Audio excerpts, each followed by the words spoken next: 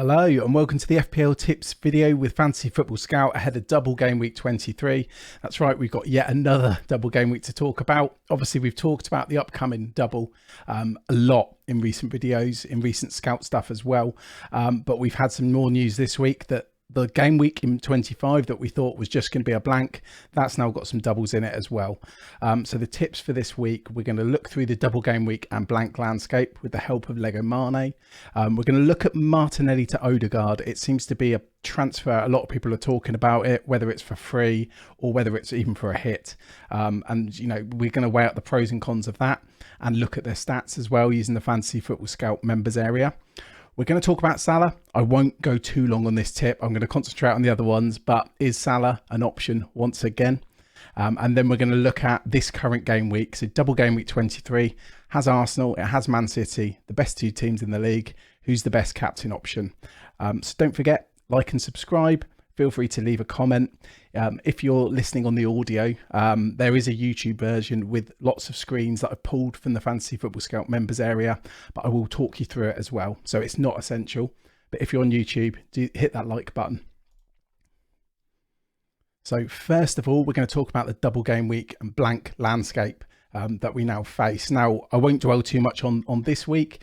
You know, we know that Man City have got a double game week, Aston Villa at home, Arsenal away. Arsenal have got two home fixtures, a juicy fixture against Brentford, and then they, of course, play Manchester City. So both Arsenal's games are at home. Now, the big news this week, though, was that double game week 25, well, it was a blank game week. It's now a double and a blank game week. We've had some fixtures chucked in. So Liverpool have a double, Palace away and Wolves at home. Arsenal have got another double, so Leicester away and then Everton at home. So people are really concentrating on getting, you know, the correct three Arsenal assets. Wolves have got a double, Fulham away and Liverpool away, both away from home. But Wolves have been looking a little better recently. They obviously beat Liverpool in the most recent game week.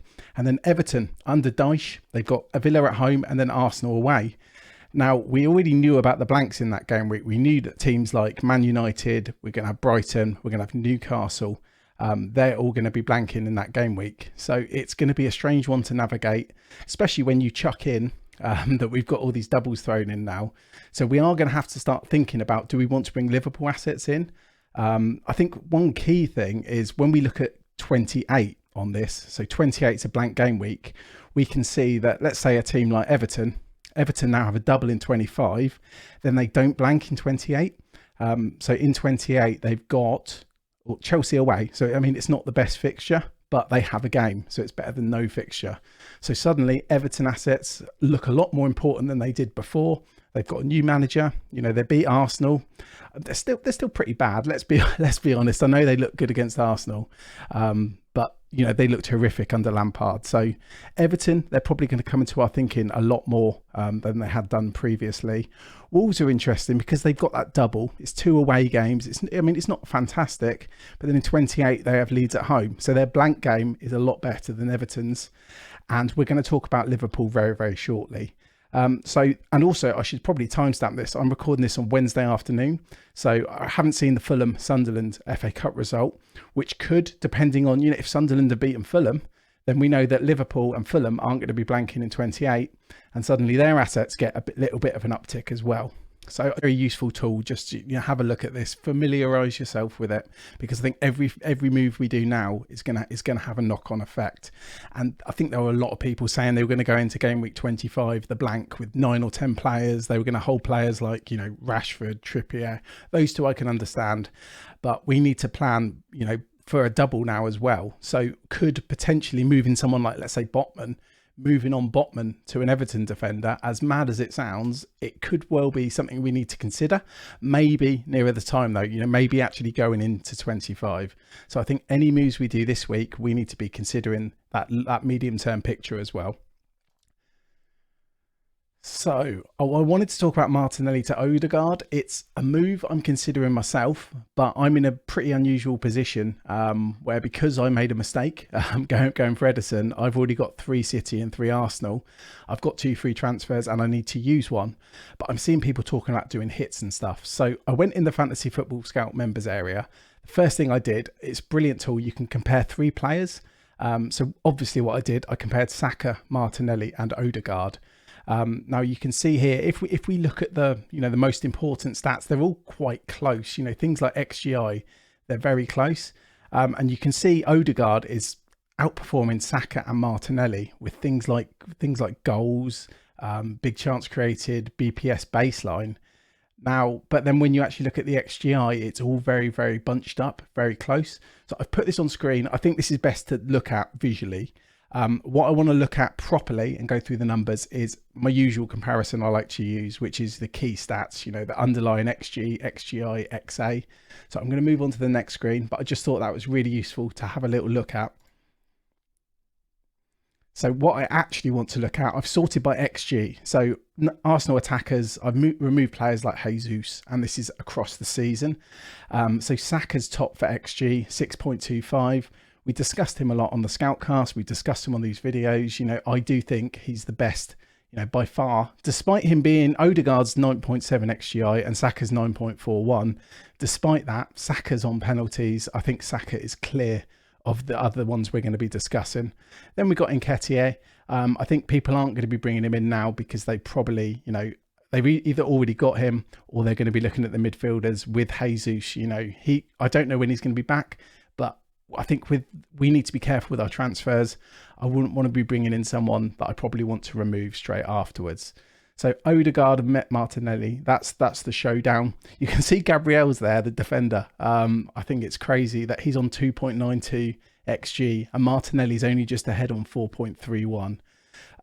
So Odegaard is ahead, 5.28 against Martinelli's 4.31, and he's played a game less than Martinelli. I just think the transfer cost, for me, I'm really struggling to justify doing it. I think something I touched on the Scoutcast is obviously, over a double game week, you can't adjust in the middle of it.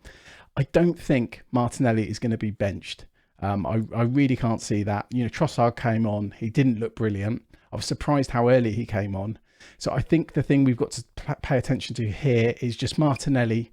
He might be a danger around about 60, maybe 65 minutes. But then Odegaard himself, who I think got a little knock, only got about 70 odd minutes himself.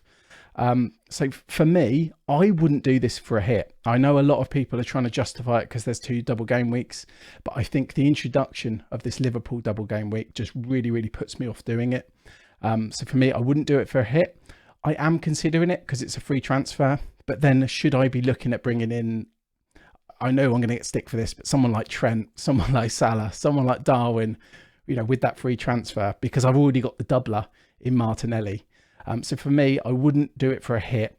I'd only do it, if I've got a real consideration that, I feel that Martinelli is going to get a lot less minutes than Odegaard. So next I wanted to talk about Salah.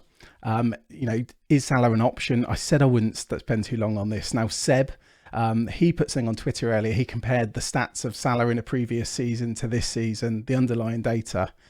And it got me thinking. So I wanted to have a look at it in the Scout members area. So on the left, for people watching, I've got, this is basically per 90 or per appearance over the season. We've got on the left-hand side, we've got this season. On the right-hand side, we've got last season. You can see Salah's stats are down, but they're not down by as much as you would expect. His XG this season, without any penalties, is 0.5 per game. And last season, it was 0.6. Then XA is the same, it's 0.2. And so total XGI, it's 0.6 this season and 0.9 over last season. So yeah, it's down, but it's not down as much as you'd expect. They're still really elite numbers. And when you consider he's got a double game week coming up, depending on the results in the cup, he might not even have a blank game week. I'm definitely going to be going for him. He's going to be a captain option, probably a clear captain option in 25. I would say the Arsenal double wasn't as expected. So, I mean, Saka's obviously a great captain option too.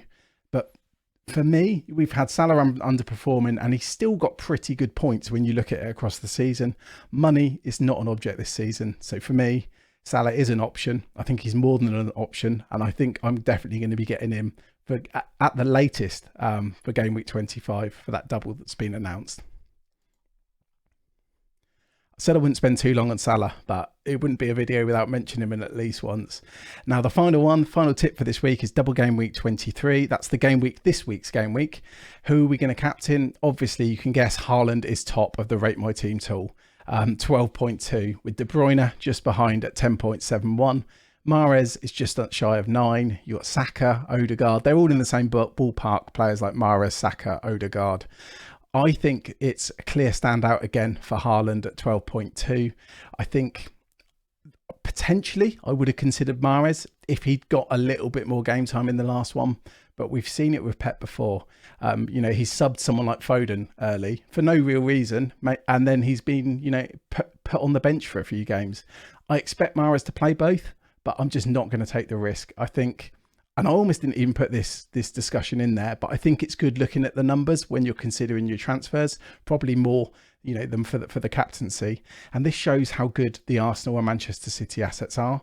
It goes without saying, I'm not put off by, the results at the weekend with City and Arsenal losing.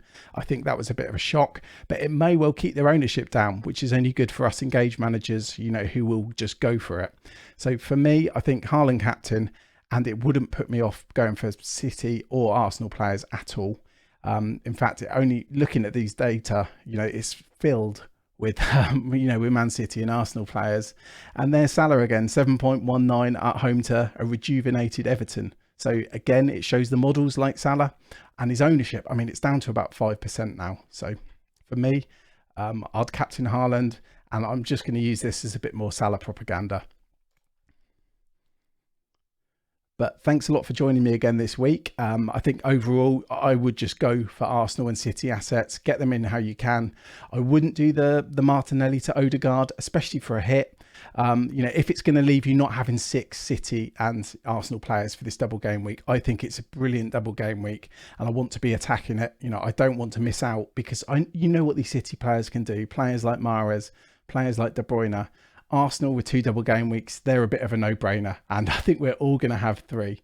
But thanks a lot for joining me. Please remember to like and subscribe, and I'll see you next week.